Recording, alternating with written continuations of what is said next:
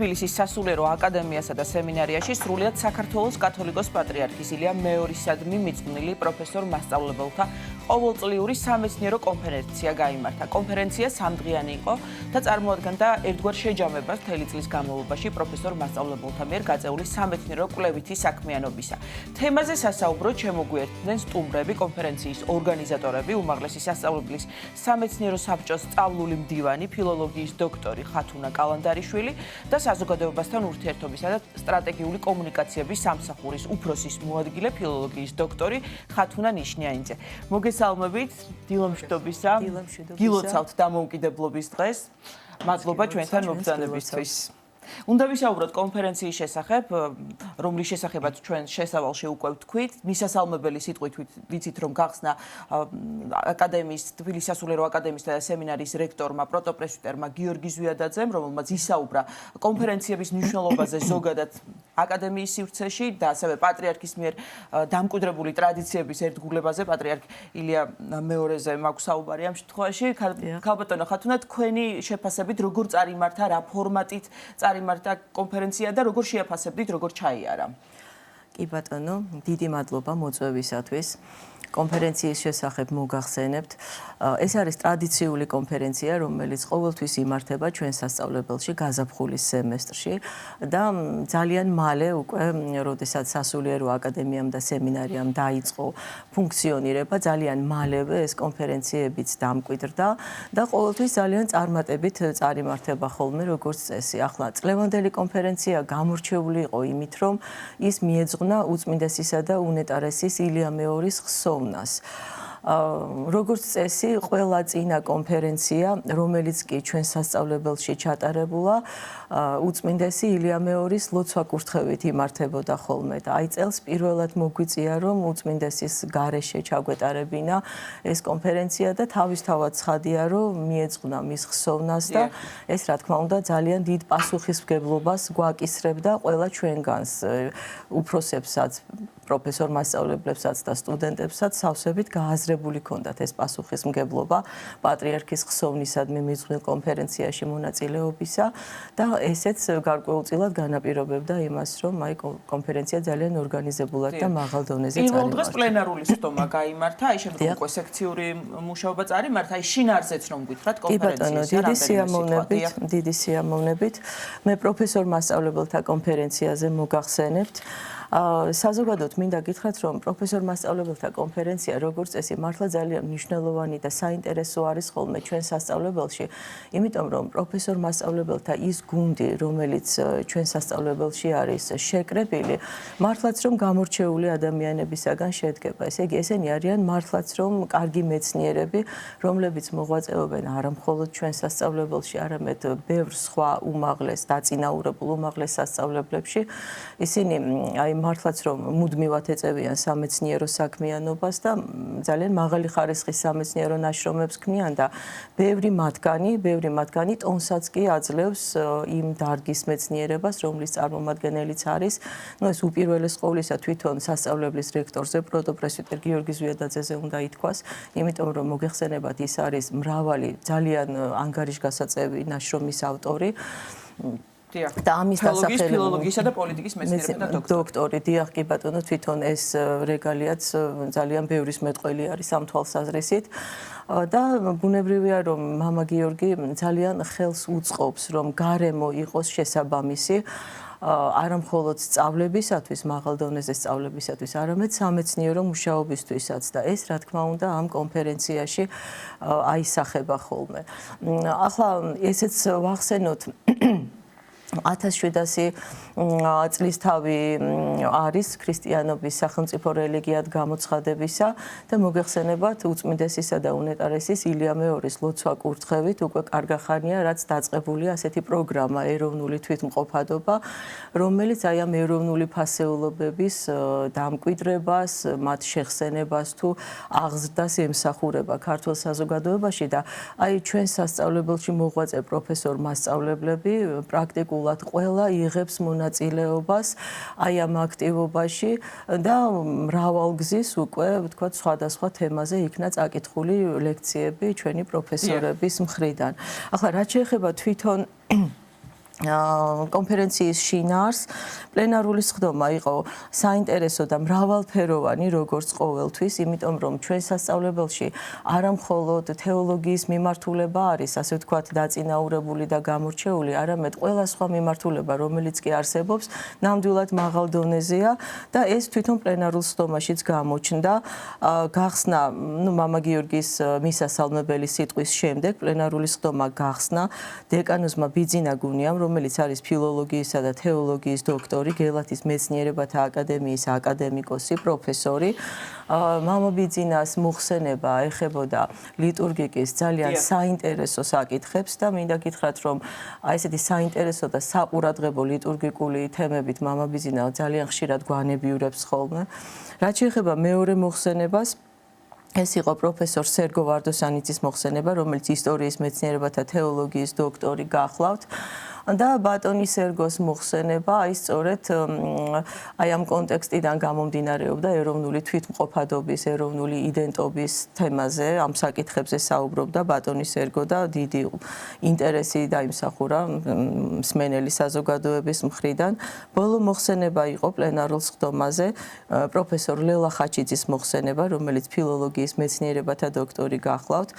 მოხსენება ეხებოდა წმინდა გიორგი მთაწმინდელის ნაწარმოებს წმინდა იოანესა და ექვთიმეს ცხოვრებასა და ივირონის აქტების ურთიერთ მიმართებას და აქ აუცილებლად უნდა ითქვას რამდენიმე სიტყვა ამასთან დაკავშირებით. ივირონის აქტები არის უზარმაზარი 4-ტომიანი კორპუსი, რომელიც წარმოადგენს იმ დოკუმენტების კრებულს, რაც ათონის ივერთა მონასტერთან დაკავშირებით არსებობს და ეს საფრანგეთში გამოიცა მე-20 საუკუნის ბოლო პერიოდში და დღეს ის უკვე ქართულ ენაზეც არის თარგმნილი და ბევრ სხვა მნიშვნელოვან საკითხთან ერთად მოხსენებაში ყურადღება იყო გამახვილებული იმაზე, რომ ჩვეულებრივ ათონის ივერთა მონასტრის ქართველი მოღვაწეების როლი აი ამ წმინდა მთის ცხოვრებაში ჩვეულებრივ ხშირად იყო ხოლმე მიჩქმალული და ახლა როდესაც აი ეს ივირონის აქტები უკვე გამოიცა და ასეთი სოლიდური გამოცემა არსებობს ამასთან დაკავშირებით, ეს ადასტურებს თუ რაოდენ დიდი წვლილი შექონდათ ქართველ მოღვაწეებს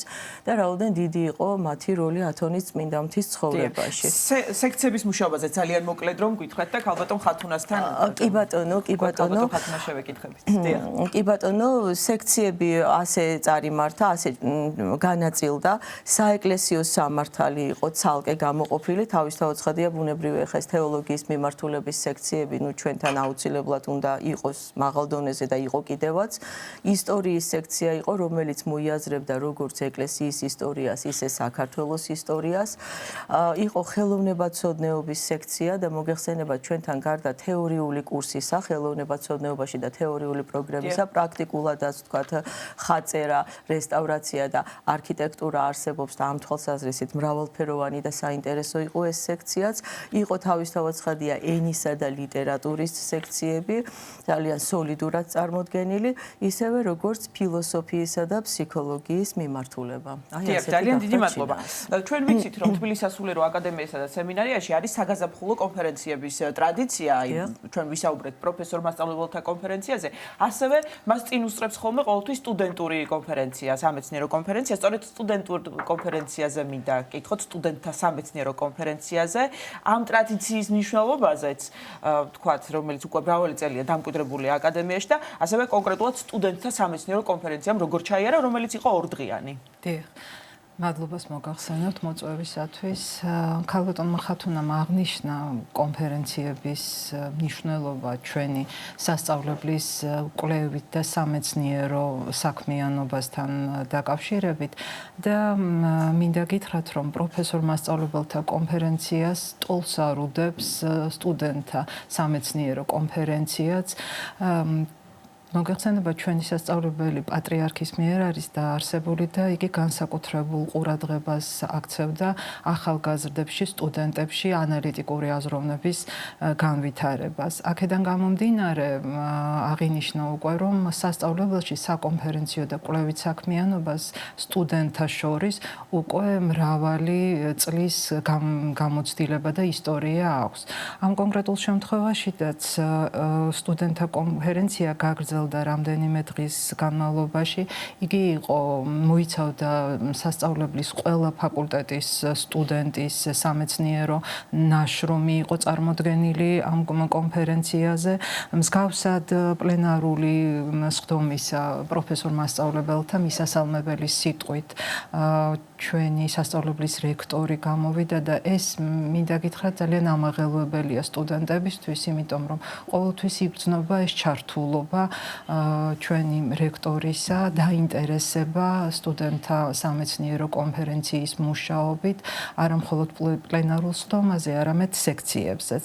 და ეს მოლოდინით სტუდენტებს აქვთ და ყოველთვის გაფაციცებით კითხულობენ ხოლმე, დაგვესწრება თუ არა რექტორი, იმიტომ რომ მისი შენიშვნა მითითება, რჩევა აი ამ საკითხებთან დაკავშირებით, რასაკვირველია კვალიფიციური რჩევა არის მეტად მნიშვნელოვანი სტუდენტებისთვის.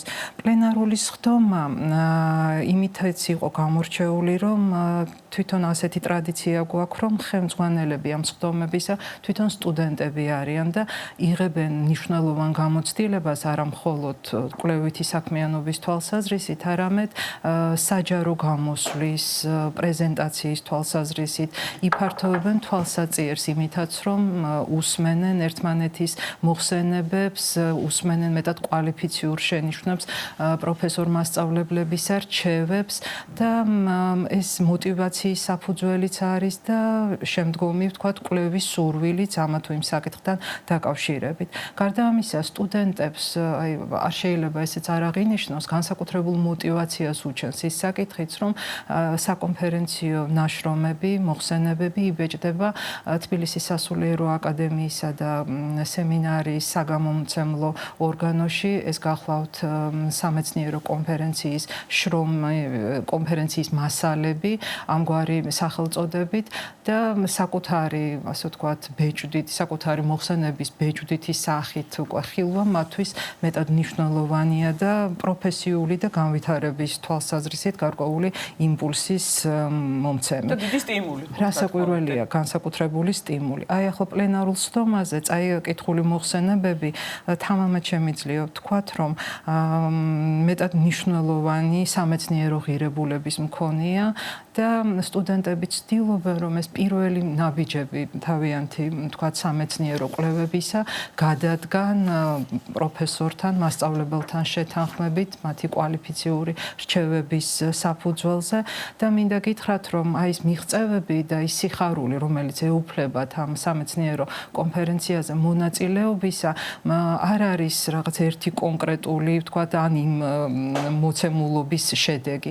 ეს არის მთელი წლების განმავლობაში დაუღალავი შრომის, დაუღალავი, ვთქვათ, ძიების პროცესი პედაგოგებთან, ხელმძღვანელებთან ერთად და ზოგადადაც იმ წესრიგის, წესიერების, განსაკუთრებული პასუხისმგებლობის გამოხატულება, რაც ჩვენ სასწავლებელში არის დამკვიდრებული და რა ღირებულებებსაც ეფუძნება ურთიერთობა სტუდენტსა და პედაგოგს შორის და გარდა ამისა მოლოდინი სტუდენტისაგან იმ, ასე ვთქვათ, განსაკუთრებული თავდადებისა და შრომისა, რაც სასწავლო პროცესის მანძილზე მას მოეთხოვება.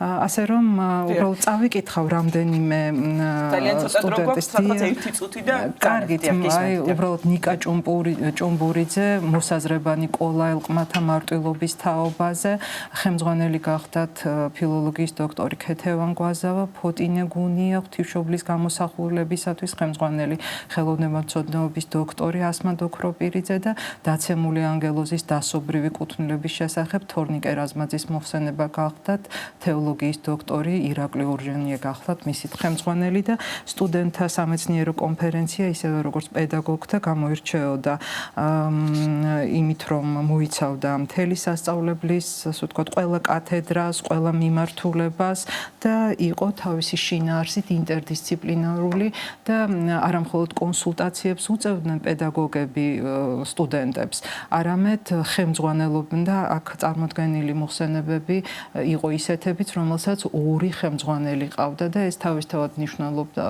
მეტყველებდა იმაზეც, რომ ეს კვლევაც ძალიან ღრმა, საფუძვლიანი და ინტერდისციპლინარული გახდა. დიახ, და შემდგომ წარიმართა სექციური მუშაობები. სექციური მუშაობა. ძალიან დიდი მადლობა, ეს ტრადიცია კონფერენციის, საგაზაფხულო კონფერენციებისა, რა თქმა უნდა, გაგრძელდება თბილისის სასულიერო აკადემიასა და სემინარიაში. მადლობა თქვენ და აქვე უნდა აღვნიშნოთ, რომ ქალბატონი თამთაფარულავა, ფილოლოგიის დოქტორი, თბილისის სასულიერო აკადემიისა და სემინარიის პედაგოგი, თქვენთან ერთად იყო ორგანიზატორი ამ კონფერენციების. კონფერენციის ორგანიზატორები უმაღლესი სასწავლებლის სამეცნიერო საბჭოს სწავლული მდივანი, ფილოლოგიის დოქტორი ხათუნა კალანდარიშვილი და საზოგადოებასთან ურთიერთობების სამსახურის უფროსის მოადგილე, ფილოლოგიის დოქტორი ხათუნა ნიშნიანიძე იყვნენ ჩვენი გადაცემის სტუმრები.